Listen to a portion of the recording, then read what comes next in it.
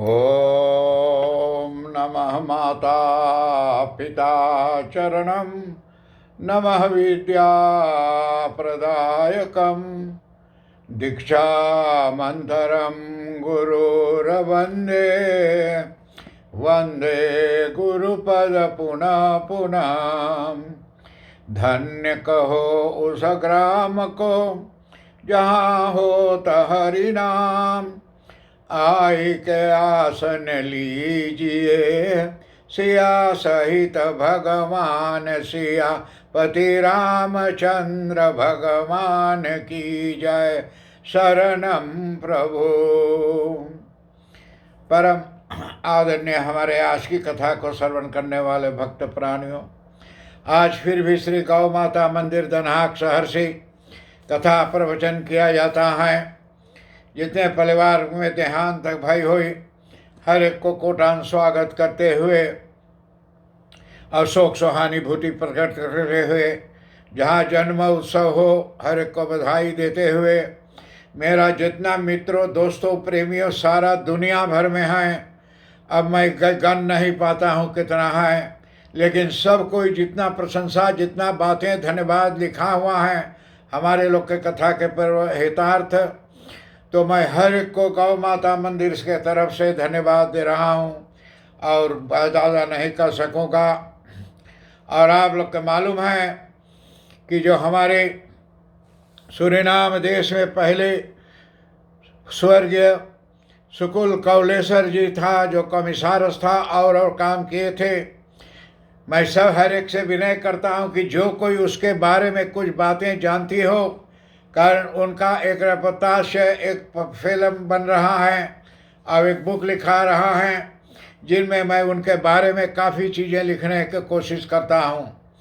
तो जिसके पास उनका पता परिवार की उनकी माँ बाप की पता हो, तो मैं उन लोगों से विनय करता हूँ कि आप लोग जो कोई सुनत हुई हैं, अजय के पता हुई स्कूल कॉलेज का माता पिता कौन रहीन, भाई बहन कह रहीन, और परिवार क्या क्या दुनिया में सूरीनाम देश में और दुनिया में करिए हैं, तो वो संदेश मैं अपने प्रोग्राम में लेकर बनाऊंगा। अपने भाई महेंद्र गंगाराम पांडे जी को बहुत धन्यवाद देता हूँ कि काफ़ी चीज़ वो बताए हैं, कमसारस कपरासी बनाई हैं, और जा करके हमारे जा करके सरकारी विवाह संस्कार का यानी वैतलक हिवलक को बनाए हैं, और जोड़ा कि जब से विवाह शादी शुरू भई है। और एक बुक लिखा हुआ है जिसका तीतल है आसियाती से हिवलक इन सूरीनाम।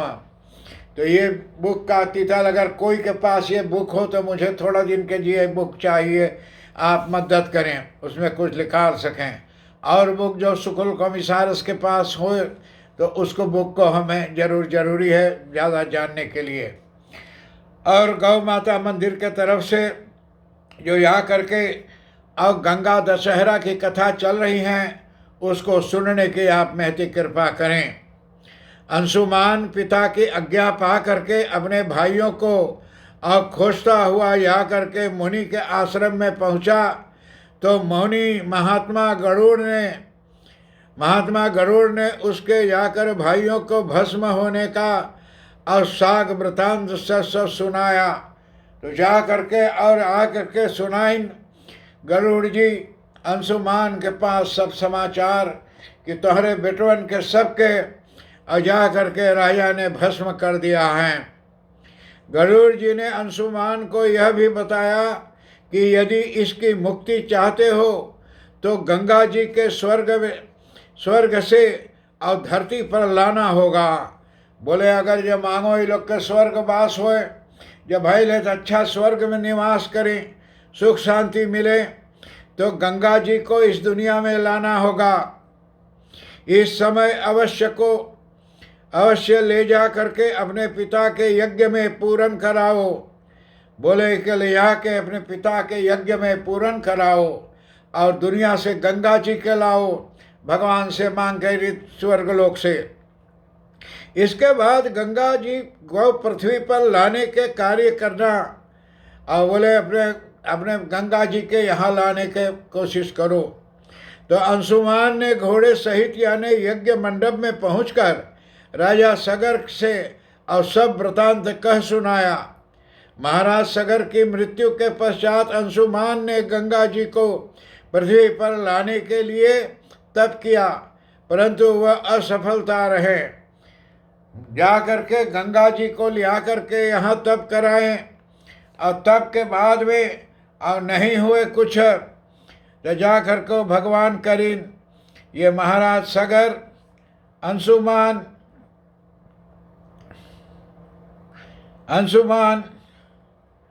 ये कथा को जा करके सुनाया और असफलता पाए।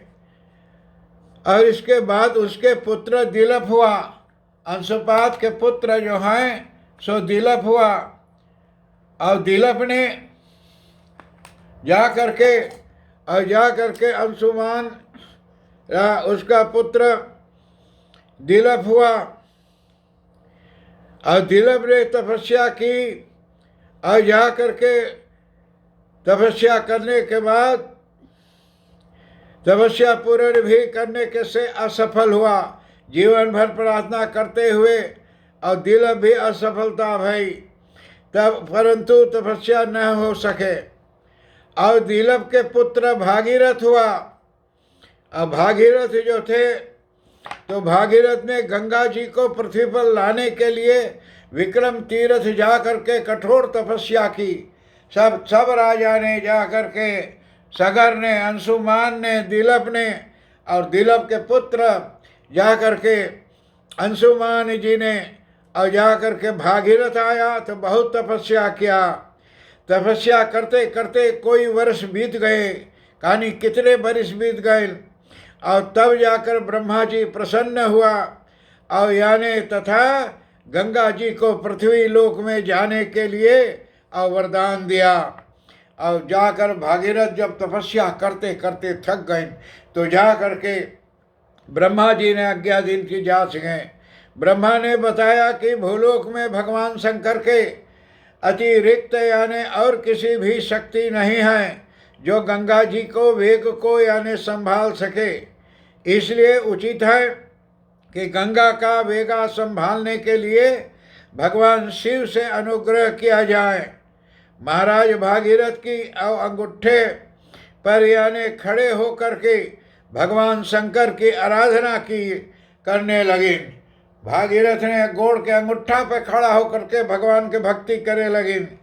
उनकी कठोर तपस्या से प्रसन्न होकर शिव जी गंगा को अपने जटाओं से संभालने के लिए तैयार हो गए।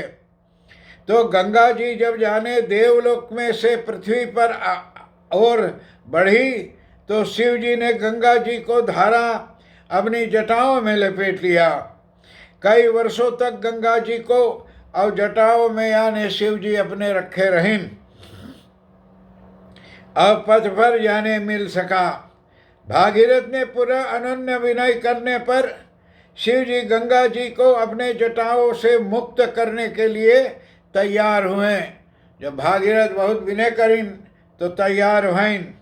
इस प्रकार शिव जी की जटाओं से छुटकर गंगा जी हिमालय के घटिया में आकर पहुँचे। तो हिमालय ने ये यानी कलकल यानी निवाद करके मैदान की ओर बढ़ी और जिस रास्ते से गंगा जी जा रही थी उसके मार्ग में यानी ऋषि जनहू का आश्रम था और तपस्या के विघ्न समझकर गंगा जी को पी गए। और गंगा जी को पी गए ऋषि जनहू गंगा जी को जा करके और पी गए। तो भागीरथ जी के तपस्या समझकर गंगा जी तो हुए। इस प्रकार अनेक स्थलों के पार करती हुई और जाह्नवी ने और कपिल मुनि के आश्रम में पहुंचकर सागर के 60,000 पुत्रों को भस्म विशेष यानी विशेषों का यानी तार कर मुक्त किया। और जा करके और राजा के जो जाह्नवी के 60,000 पुत्रों को जो जला के राख कर दिया था उनको जाकर उत्तीर्ण किए। और उसी समय ब्रह्मा जी ने प्रकट होकर भागीरथ के कठिन तप तथा सागर के 60,000 पुत्रों को 60,000 पुत्रों को और जा करके अमर होने के वर दिया, तथा धोबिन का अवधोषित किया कि तुम्हारे नाम पर गंगा जी का नाम भागीरथ होगा, और अब तुम जा करके अयोध्या का राज संभालो। ऐसा कहकर ब्रह्मा जी अंतर्धान हो गए। और ब्रह्मा जी का जो जितना बात हुआ ये सब आप कथा शायद समझ में नहीं आयल हुई, लेकिन ये बताता हूँ कि राजा सगर, राजा अंशुमान, राजा दिलप और भागीरथ ये लोग जा करके विनय प्रार्थना करते करते और जा करके और गंगा जी को पाए। कैसे पाए? ये भागीरथ जी का तब जो है तो विष्णु भगवान प्रसन्न होके अपने दाएं गोड़ के अंगूठा से गंगा जी को उत्पत्ति किया और गंगा जी को भागीरथ को दिया। भागीरथ लेते दुनिया में आवत रहीन, रास्ते में कैलाश पड़ल, ब्रह्मा जी रहीन ब्रह्मलोक में, तो वो देखते हैं कि विष्णु भगवान के दे दीन। तो ब्रह्मा जी रोकने की कोशिश करें अपने कमंडलू में, कमंडलू भर के उतरा गई, गंगा जी बहने लगल बाहर। तो जाते जाते और जा करके कैलाश पहुँची। कैलाश में शिव जी देखा थे कि ब्रह्मा विष्णु क्यों के दे दीन भागीरथ को, गंगा को। शिव जी भगवान अपने जटा में रोक लेन। जटा में से रोक के बाद आगे जाते हैं तो हिमालय पहाड़ बन के रुक गई कि मैं गंगा को रोक दूंगा। हिमालय भी ना रोक पाए, जगरी में धरती से फट के और हिमालय में श्री हरिद्वार के नगर में निकल गई, ये ऋषिकेश की नदी में। और आज दिन तक, आज जितना 2077 बरिस भइल, गंगा जी एक अलंग खाली बहे हैं, उल्टा कभी ना बहे हैं। एक अलंग ज़्यादा बहते सिर्फ जाते हैं आज दिन तक। कारण 5000 बरिस के लिए गंगा जी इस दुनिया में आए हैं। तो गंगा जी का 5 बरस पूर्ण होने पर गंगा समाप्त होगा। ऐसे मैं विनय करता हूँ कि जितने लोग हमारे कौलेश्वर शुक्ल के बारे में कुछ जानते होंगे या उनके माता पिता के नाम, भाई बहन परिवारों को यहाँ हमारे सामने ला कर करें, और उनको जा कर के मैं इंतज़ार करूँगा और जा कर के उसको कल्याण को करें। और आप लोग भी, हिमालय भी नहीं रोक सकी तो ऋषिकेश में जहाँ ब्रह्मा जी के साथ मानुष्य पुत्र जाकर भक्ति करते थे उसको बोला जाता है सप्त ऋषि आश्रम। तो वहाँ जब पहुँचा तो गंगा अपने आप रुक गया, कारण कि ब्रह्मा जी के पुत्रों ने और वहाँ यज्ञ कर रहे थे, तो यहाँ यज्ञ होता रहा, वहाँ से गंगा आगे को नहीं निकली। गंगा जी ने वहाँ रुक गई। और जब वो लोग पर पूजा करके और गंगा जी के समाप्त करीन ब्रह्मा जी के पश्चातों पुत्र, तो वहाँ से 7 नदी फटल, गंगा, जमुना, गोदावरी, नर्मदा, त्रिवेणी, सरस्वती, ये सब 7 नदी वहाँ से फटी। तो 7 जगह जा कर के संगम हुआ। इलाहाबाद में जा कर के 7 वहाँ और संगम हुआ। अच्छा तो मिले। तो आज की कथा में कुछ भूल चूक भाई हो क्षमा करना। और जांच पड़ताल हो तारक नंबर 06 1 नहीं ख 0 नहीं ख फिर नहीं ख फिर नहीं ख। हर एक बड़ों को प्रणाम, छोटों को आशीर्वाद देते हुए आप लोग से विदाई ले रहा हूँ। ओम शांति शांति।